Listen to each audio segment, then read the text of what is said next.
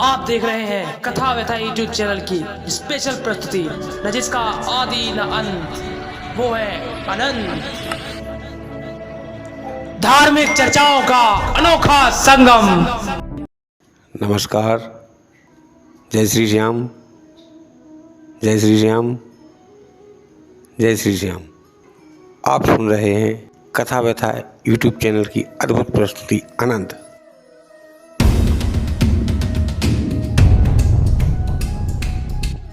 नमस्कार। आज मैं आपको बालक ध्रुव की कथा सुना रहा हूँ। कैसे 5 वर्ष की अवस्था में ध्रुव को भगवान विष्णु के दर्शन हुए, कौन सी तपस्या की, कौन से मंत्र का जाप किया, क्योंकि बालक ध्रुव ने इतनी कठिन तपस्या, जानने के लिए सुनिए पूरी कथा। बहुत समय पहले धरती पर एक राजा उत्तानपाद नाम के राजा राज्य किया करते थे। राजा के राज्य में प्रजा सुखी थी, प्रजा पालक राजा थे, किसी प्रकार की कोई कमी नहीं थी। राजा का विवाह हुआ, पत्नी का नाम था सुनीति, जिसका अर्थ होता है सुनीति की संधि विच्छेद की जाए, सु अलग कर दो, नीति अलग कर दो, तो होता है सुंदर नीति। सुनीति के साथ राजा अपना जीवन व्यतीत करने लगे। समय व्यतीत होता है, धीरे धीरे कर 10 वर्ष का समय हो जाता है। राजा की कोई संतान नहीं हुई। राजा दुखी रहने लगता है।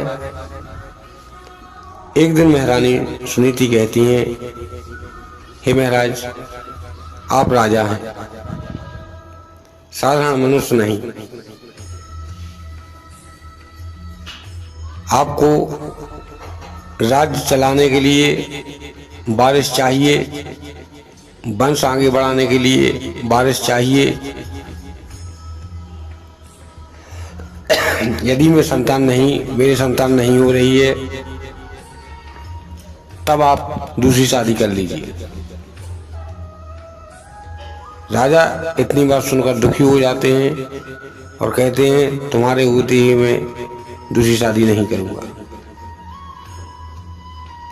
इसी प्रकार से बातों बातों में बात बढ़ जाती है और सुनीति कहती हैं, हे महाराज, दूसरी की शादी के लिए सुनो। हम दोनों, जिससे आप शादी करेंगे, दोनों बहनों समान रह लेंगी। राजा कहते हैं कि नहीं, मैं दूसरी शादी नहीं करूंगा।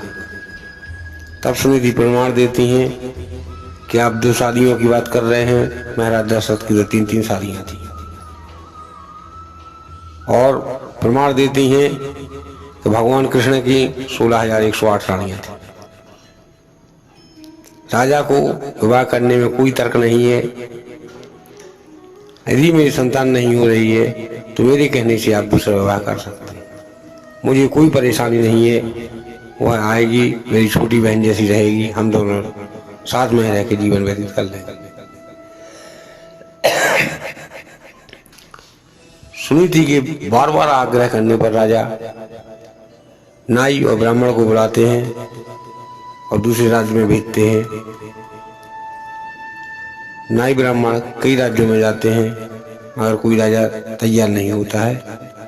एक जगह पहुंचते हैं, एक राजा से पूरी बात सुनाते हैं। तब राजा कहता है, मैं इस विचार, आप विश्राम कीजिए, मेरी पुत्री है, मैं परिवार में सहमति बनाकर कल आपको दरबार में बता देगा। नाई ब्राह्मण का स्वागत किया जाता है। बड़े आराम से दोनों लोग विश्राम करते हैं। राजा अपनी रानी से पुत्री को बैठाता है, पुत्रों को बैठाता है, सबको बैठाता है और कहता है राजा उत्तानपाद के यहाँ से नाई ब्राह्मण आए हुए हैं, उनकी शादी के लिए हमें जानकारी है। उन्होंने भी बताया कि उनकी एक शादी हो चुकी है, लगभग 10 वर्ष का समय बीत चुका है, उनकी कोई संतान नहीं हो रही है, इसीलिए राजा दूसरी शादी करना चाहते हैं। यदि पूरे परिवार की सहमति हो तो मैं नाई ब्राह्मण को हाँ कहूँ या ना कहूँ, जो पूरा परिवार निर्णय लेगा मैं वही निर्णय मान्य करूँगा। भले ही मैं राजा हूँ तो क्या हुआ, लेकिन परिवार की सलाह लेना भी जरूरी है। कुछ देर निष्कर्ष होने के बाद, तमाम बातें होने के बाद सब लोग हाँ में भर देते हैं कि चलो राजा है, धन धान की कोई कमी नहीं है, और राजा तो एक नहीं अनेक अनेक शादियां करने का अधिकार रखते हैं, अपनी पुत्री को कष्ट नहीं होगा। और राजा से कहलवा देते हैं नाई ब्राह्मण से कि राजा तैयार है। राजा को जो शुभ मुहूर्त निकलता है शादी का, शुभ मुहूर्त में राजा की शादी होती है। राजा शादी करके अपनी पत्नी को घर लाता है। राजा की जो दूसरी पत्नी थी उसका नाम था सुरुचि। यदि सुरुचि की संधि विच्छेद की जाए तो जिसकी अपने आप में ही रुचि हो वह सु अलग कर दिए जाए, रुचि अलग कर दिए जाए, तो मतलब स्वरुचि अपनी रुचि के हिसाब से चलने वाली। सुनीति सुरुचि का खूब स्वागत करती हैं, बैठाती हैं।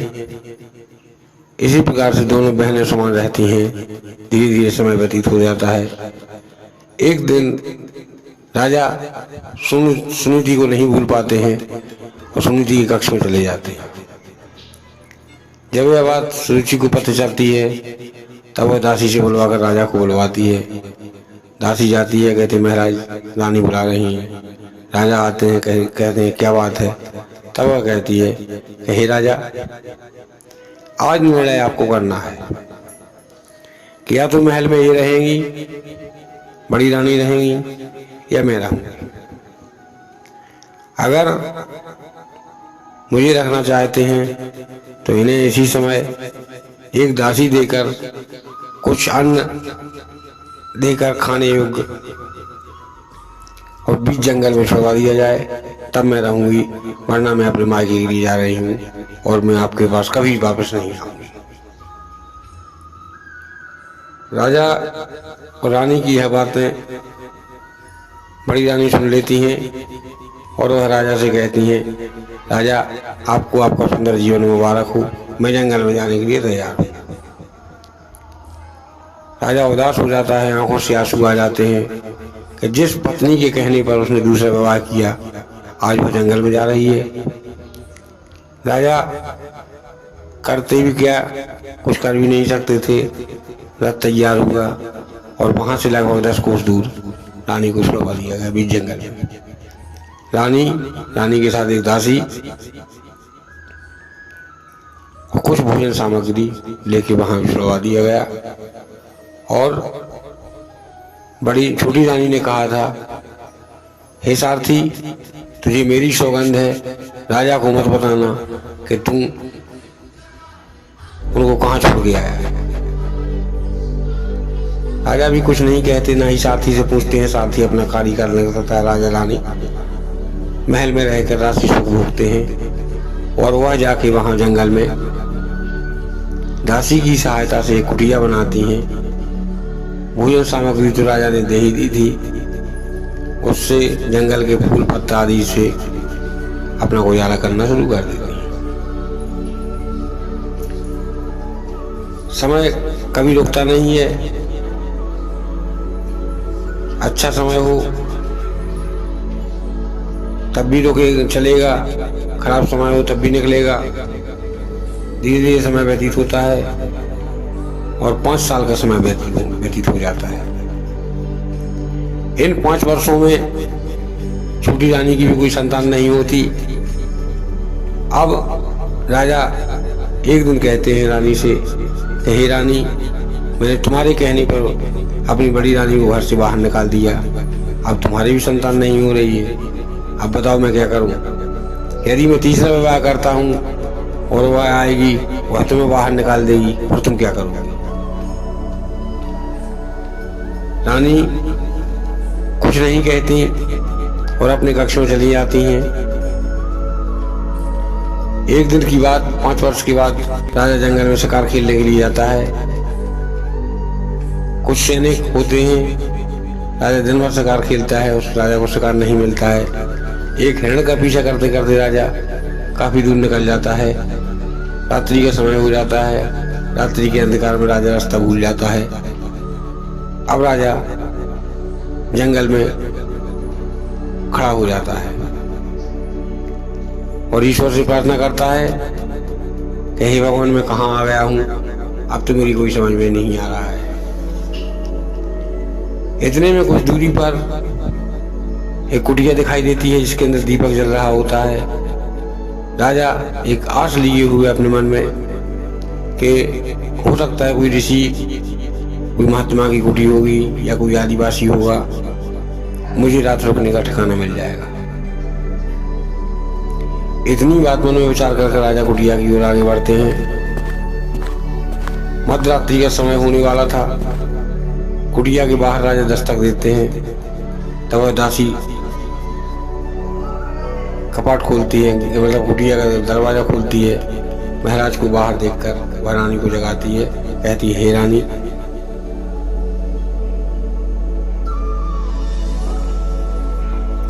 महाराज आए हुए हैं। तब रानी उठती हैं। रानी के पास कोई व्यवस्था तो थी नहीं, जो भी व्यवस्था जैसी होती है अपने हिसाब से राजा के लिए करती हैं, भोजन करवाती हैं।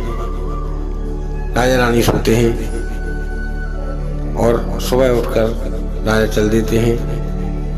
रानी अपने कार्य में व्यस्त हो जाती हैं और उसी दिन रानी के गर्भ ठहर जाता है। यहाँ राजा आते हैं और अपनी छोटी रानी के लिए कुछ नहीं बताते हैं। कह देते हैं जंगल में भटक गया था, रात में साधु की कुटिया में विश्राम किया, क्योंकि वह जानते थे कि यदि हम बताएंगे तो वह वहाँ भी उसे सुख से नहीं रहने देंगे।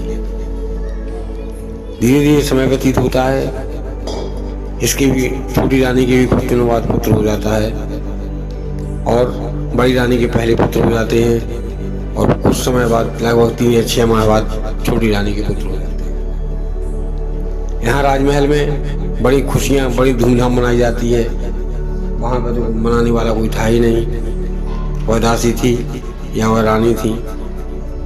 फिर भी ठीक है, रानी अपने आप पे विश्वास कर लेती है। चलो, हे ईश्वर को ईश्वर का धन्यवाद करती हैं। हे ईश्वर, तेरे लाख लाख धन्यवाद, मेरे कुछ पुण्य रहे होंगे जो तुमने राजा को यहाँ भेज दिया और मुझे राजा की निशानी के तौर पर एक पुत्र मिल गया।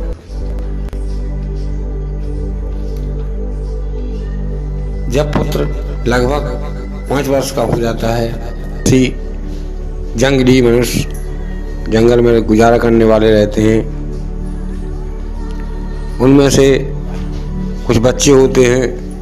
बच्चों की मृत्यु बच्चों से जल्दी हो जाती है और इसके भी 10-12 मित्र हो जाते हैं। इसका नाम ध्रुव रखा जाता है। ध्रुव के 10-12 मित्र हो जाते हैं। लोग साथ में खेलते हैं, हंसते गाते हैं। इस प्रकार से समय व्यतीत होता है। एक दिन की बात, समस्त बच्चे कहते हैं, जंगल से बाहर आते हैं और कहते हैं कि चलो आज हम राजमहल घूमने चलेंगे। ऐसा मन में विचार करके सारे बच्चे राजमहल में आ जाते हैं। राजमहल में घूमते घूमते जहाँ राजा का दरबार लगा होता है वहाँ पहुँच जाते हैं। सब बच्चों को देखकर कुछ लोग ये कहते हैं, बच्चों बाहर निकलो, यहाँ दरबार लगा है। लेकिन राजा जैसे ही इस पुत्र को देखते हैं, अपने पुत्र को देखते हैं, क्योंकि राजा को इतना पता तो था नहीं कि हमारा पुत्र है, राजा इसे देखते हैं और इसके प्रति आकर्षण बढ़ता है और राजा इसे पास में बुलाकर अपनी गोदी में बैठा लेते हैं। इतना देखने के बाद, गोदी में बैठाने के बाद, उस छोटी रानी का जो पुत्र होता है, उसका नाम उत्तम होता है, वह देखता है दूर से कि पिताजी ने इस जंगली आदिवासी पुत्र को अपनी गोदी में बैठा लिया है। वह दौड़ के अपनी माँ के पास जाता है, माँ से कहता है, माँ, पिताजी ने एक आदिवासी को अपनी गोदी में बैठा लिया है। तब माँ आती हैं और उसी भरी दरबार में आकर, वैसे तो जो बड़ी रानी थी वो कभी दरबार में नहीं आई, लोगों ने उसकी शक्ल नहीं देखी थी, मर्यादा में दासी के से या दास से बुलवा लेती थी, महाराज से कहलवा के। लेकिन ये दरबार में आती हैं, सीधे महाराज के पास आती हैं और उनकी गोदी में बालक ध्रुव बैठे होते हैं, इनको नीचे उतार देती हैं और मारती हैं और कहते हैं कि चलो भागो यहाँ से, कहाँ कहाँ से आ जाते हैं। इतनी घटना घटने के बाद समस्त बच्चों को राजमहल से बाहर निकाल दिया जाता है, जिनमें ध्रुव भी होते हैं और यह भागते भागते शाम हो जाती है। यहाँ पर माँ चारों तरफ ढूंढती हैं, कबीले वालों से और लोगों से पूछती हैं कि तुम्हें पुत्र दिखाई दिया। तब सब लोग कहते हैं, उन्हें पता होता है कि हमारे 10-12 बच्चे हैं जिनके साथ तुम्हारा बच्चा खेलता है, वह दरबार में घूमने के लिए, राजमहल घूमने के लिए गए हैं, कोई परेशानी वाली बात नहीं है, थोड़ी देर से वो आ जाएंगे। रानी चिंतित हो जाती हैं कि जैसे जैसे भगवान की कृपा से एक पुत्र मिला है और वही गायब हो गया है। शाम होते ही सूर्य अस्त के बाद कुछ समय बाद बालक ध्रुव आ जाते हैं और वह जितनी भी उन्हें स्त्रियां मिलती थीं सबसे मौसी कहते थे, क्यों कि माँ और माँ के सामने साथ में जो दासी थी, रानी की दासी थी, उससे मौसी कहते थे, इसीलिए जितनी भी स्त्रियां होती थीं सब मौसी होती थीं। माँ ने यही सिखाया था, बचपन में बच्चों को जिस प्रकार से संस्कार डाले जाते हैं, जिस प्रकार से आदतें सिखाई जाती हैं, वही आदतें जीवन भर चलती हैं। बालक ध्रुव आते हैं और माँ के सामने माँ की गोदी में बैठकर रोने लगते हैं। माँ कहती हैं कि पहले तो ये बताओ, हमसे बिना बताए तुम दरबार में गए क्यों? तब वह कहते हैं कि माँ, हमसे गलती हो गई, जो मैं दरबार में चला गया। फिर दरबार की पूरी घटना माँ को सुना देते हैं।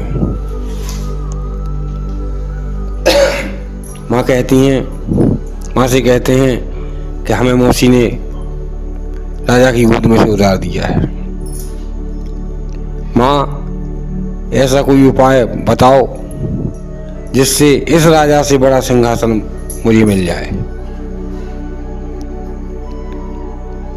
अब माँ कहती हैं कि बेटे तुम अभी बहुत छोटे हो, जब बड़े होगे तब हम तुम्हें उपाय बताएंगे। ध्रुव कहते हैं, नहीं माँ, मुझे उपाय बताओ, बड़े में जो बताओगी वो भी बता दो, मैं कर बड़े में बड़ा होकर कर लूँगा। तब माँ कहती हैं कि बेटे निर्जन स्थान पर जाकर ओम नमो भगवते मंत्र, ओम नमो भगवते वासुदेवाय मंत्र का जाप करो। भगवान श्री हरि विष्णु जल्दी सुन लेते हैं और वो तुम्हारी समस्त मनोकामना पूर्ण कर देंगे। इतनी बात कहकर माँ भोजन करा के उसे सुला देती हैं। साथ में कुटिया में माँ और जो उनकी बालक ध्रुव की मौसी या माँ की दासी थी, वह तीनों लोग सो जाते हैं। मध्य रात्रि का समय होता है, तब बालक ध्रुव उठते हैं।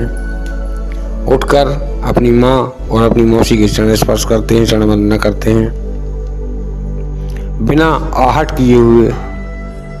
क्यों? कुटी में दरवाजे तो लगते नहीं हैं, घास फूस के दरवाजे लगते हैं। आराम से वह दरवाज़ा खोलते हैं। दरवाज़ा खोलने के बाद बाहर निकल जाते हैं। बाहर जाने के बाद रात में चलते हैं। एक पहाड़ होता है, पहाड़ में जाकर एक कंदरा में गुफा में जाकर ओम नमो भगवते मंत्र वासुदेवाय मंत्र का जाप करना शुरू कर देते हैं। रानी का नियम था नित्य ब्रह्म मुहूर्त में उठना। रानी ब्रह्म मुहूर्त में उठी, बालक को नहीं देखा, तब सोचा कि हो सकता है शौचादि क्रिया के लिए कहीं बाहर निकल गया हो। 1 घंटा 2 घंटा बीतने पर रानी उसकी ढूंढाई करती हैं। पूरे जंगल में कबीलेवासियों से पूछती हैं और उनके समस्त मित्रों से पूछती हैं। अब रानी का रो रो के बुरा हाल होता है। रानी समझ नहीं पाती हैं कि मेरे पुत्र के साथ क्या हुआ। कहीं कोई जंगली जानवर तो उसे भोजन अपना शिकार तो नहीं बना लिया, या कहीं रात में जाकर रास्ता तो नहीं भटक गया। तमाम प्रकार के विचार रानी के मन में आते हैं। रानी रोते रोते पूरा दिन हो जाता है रानी के लिए। ढूंढते ढूंढते रानी भोजन नहीं करती हैं और रात में जैसे 10-11 बजे रात में ढूंढते ढूंढते आती हैं और हार थक के कुटिया में सो जाती हैं। यहाँ बालक ध्रुव एक दिन तपस्या करते हैं। तब देव ऋषि नारद आते हैं और बालक ध्रुव से कहते हैं, हे ध्रुव आंखें खोलो। ध्रुव आंखें खोलते हैं और कहते हैं, आप ही श्री हरि विष्णु हैं। तब नारद कहते हैं कि मैं श्री हरि विष्णु नहीं, मैं नारद हूँ।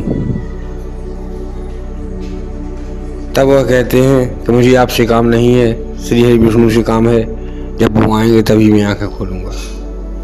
तब नारद कहते हैं, हे बालक जिद छोड़ दो, भगवान इस प्रकार से नहीं मिलते। तब वह कहते हैं, भगवान कैसे मिलते हैं आप बताएं। तब वह कहते हैं कि आज तुमने क्या खाया। तो कहते हैं, जंगल में जो फल लगे हुए थे उनका सेवन किया, पानी पिया, 2 टाइम फलाहार किया और यही खाया और मंत्र का जाप कर रहा हूँ। तब वह कहते, भगवान ऐसे नहीं मिलते हैं। भगवान के लिए 1 टाइम फलाहार करो, एक दिन 1 टाइम फलाहार करो, एक दिन वो फलाहार भी त्याग दो, दूसरे दिन फलाहार त्याग कर केवल पानी पियो, तीसरे दिन पानी भी त्याग दो, पानी त्यागने के बाद चौथे दिन हवा पियो, और यदि इतना कर सकते हो, कठोर तप कर सकते हो, तब तुम्हें भगवान मिल सकते हैं। इतना कहकर देव ऋषि नारद अंतर ध्यान हो जाते हैं। बालक यही करते हैं क्योंकि उन्हें मार्गदर्शन कोई गुरु नहीं था, गुरु मिल गए थे। दूसरे दिन बालक 1 टाइम फलाहार करता है, ओम नमो भगवते वासुदेवाय मंत्र का जाप करता है और रात्रि में नींद आने में वहीं सो जाते हैं। सुबह होती है, ऋषि के बताए अनुसार एक दिन 2 टाइम जल पीते हैं, फिर हैबिट बनने के बाद दूसरे दिन एक समय जल पीते हैं और 5वें दिन जल भी छोड़ देते हैं। अंत में केवल वायु पीकर, हवा पीकर भगवान का मंत्र का जाप करना शुरू कर देते हैं। जब 4-5 दिन होते हैं, यहाँ माँ का रो रो के बुरा हाल होता है। माँ रोती चिल्लाती हुई भटकती रहती है कि मेरा पुत्र कहाँ गया। दासी भी ढूंढती रहती है, जंगल के जो कबीलेवासी थे वो भी ढूंढते हैं, लेकिन इनका कोई अता पता नहीं होता है। यहाँ पर भगवान श्री हरि विष्णु और माँ लक्ष्मी साथ में बैठे होते हैं। माँ लक्ष्मी कहती हैं, हे प्रभु अब उस बालक की और कठिन तपस्या और परीक्षा मत लो। इतनी कठिन तपस्या कोई नहीं कर सकता, और जितनी कठिन तपस्या 5 वर्ष का बालक कर रहा है। आप जाओ और उसकी सुध लो, जो वरदान चाहता है उसे वो वरदान दो।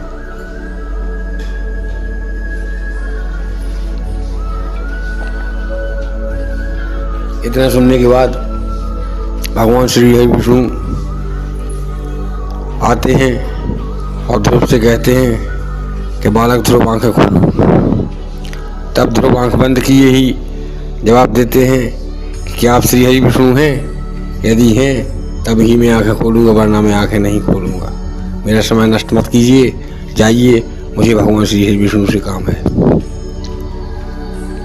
तब वह कहते हैं, भगवान कहते हैं, मैं ही श्री हरि भगवान नारायण भगवान विष्णु हूँ, आंखें खोलो।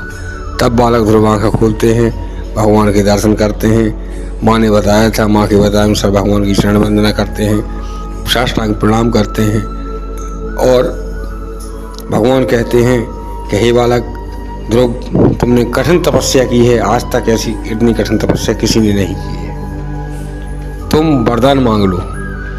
तब वह कहते हैं कि हे प्रभु, मुझे आपके दर्शन हो गए हैं, मुझे वरदान की आवश्यकता नहीं है। भगवान कहते हैं नहीं तो वरदान देना है, मांगना ही पड़ेगा। तो कहते हैं कि यदि वरदान में देना है तो मुझे जिस राजा ने अपनी गोदी में से उतारा है उससे ही बड़ा राज्य होने का वरदान दीजिए, मैं उनसे भी बड़ा राजा बनूं। भगवान तथास्तु कह देते हैं और कहते हैं कि हे बालक, और कुछ मांग ले। तब भगवान बालक कहते हैं, ध्रुव कहते हैं कि हे प्रभु, अब मुझे कुछ नहीं चाहिए, मुझे जो मांगना था मैंने मांग लिया है। तब भगवान हम मुस्कुराते हैं और कहते हैं तुमने मांगा भी तो क्या मांगा? तुम इस बात से अनजान है कि तू राजा का पुत्र है, वो तो तुझे राज्य तो मिलना ही है, अब और कुछ मांग ले, क्या मांगना चाहता है? तब बालक ध्रुव कहते हैं मैं राजा का पुत्र नहीं हूँ, मैं तो अपनी माँ का पुत्र हूँ। वो जंगल में रहती हैं, आदिवासी हैं। तब भगवान कहते हैं वो मैं सब जानता हूँ, तुम्हें हमें समझाने की आवश्यकता नहीं है, अब तुम और कुछ मांगना चाहो तो मांग लो। भगवान के तमाम अनुरोध आग्रह करने पर वो कहते हैं, बालक ध्रुव कहते हैं मुझे कुछ नहीं चाहिए। तब भगवान कहते हैं कि जाओ बालक, मैं वरदान देता हूँ कि जब तक ये धरती रहेगी तब तक ब्रह्म मुहूर्त में पूर्व दिशा में तुम एक तारा बन के चमकोगे और तुम्हारा उस तारे का नाम ध्रुव तारा होगा, जो सुबह लगभग 3 और 4 के बीच में दिखाई देता है। लोग जिसे ध्रुव तारा कहते हैं, आप सभी लोगों ने देखा होगा। इतना कह के भगवान अंतर ध्यान हो जाते हैं। धीरे धीरे कर वह अपनी माँ के पास पहुँच जाते हैं, माँ उसे सीने से लगा लेती हैं। अब सुनिए यहाँ रानी के साथ क्या होता है। जब भगवान वरदान दे देते हैं तब रानी का रात में सोती हैं, भगवान बुद्धि पलट देते हैं। रानी कहती हैं कि हे राजा, पता करवाइए कि हमारी बड़ी बहन कहाँ है। तब राजा कहते हैं कि तुम्हारी बड़ी बहन का पता तुम्हें होगा, हमें क्या पता कि तुम्हारी बड़ी बहन कहाँ है। तब वह कहती हैं मैं अपनी बड़ी बहन की बात नहीं कर रहा हूँ, आपकी पहली पत्नी की बात कर रही हूँ। राजा सैनिकों को भेजते हैं चारों दिशाओं में जंगल में। एक जगह पता चल जाता है, उन्हें सम्मान सहित में राजमहल में बुलाया जाता है, पूजा की जाती है, आरती उतारी जाती है और बड़ी बहन का सम्मान रानी दे देती हैं, क्योंकि भगवान की कृपा हो चुकी थी। उनके मन में से जो मैल लोग ग्लानि थी सब हट चुके थे। इसके बाद धीरे धीरे समय व्यतीत होता है। उनकी रानी का जो पुत्र था, राजा रानी की बड़ी छोटी रानी से कहते हैं कि रानी, मैं तुम्हारे पुत्र को राजा बनाऊंगा, वरना तुम्हें ईर्ष्या होगी। तब वह रानी कहती हैं नहीं महाराज, ज्येष्ठ पुत्र ही राजा बनेगा। राजा अपना पूरा राजपाट का राजा महाराज ध्रुव को बना देते हैं। भगवान की कृपा से ध्रुव को राजपाट मिल जाता है। माता पिता, मौसी, भाई, नाते रिश्तेदार सब मिल जाते हैं। बालक ध्रुव बहुत ही खुश होते हैं। मैं ईश्वर से कामना करूँ, कहानी यहीं पूरी होती है। मैं ईश्वर से प्रार्थना करूँगा जिस प्रकार से भगवान ने बालक ध्रुव की सुनी, उस प्रकार से समस्त सुनने वाले श्रोता बंधुओं की भी सुने। जय श्री श्याम, जय श्री श्याम, जय श्री श्याम। अगर कहानी अच्छी लगे, कथा अच्छी लगे तो लाइक करें, शेयर करें, सब्सक्राइब करें, कमेंट करें। जय श्री श्याम।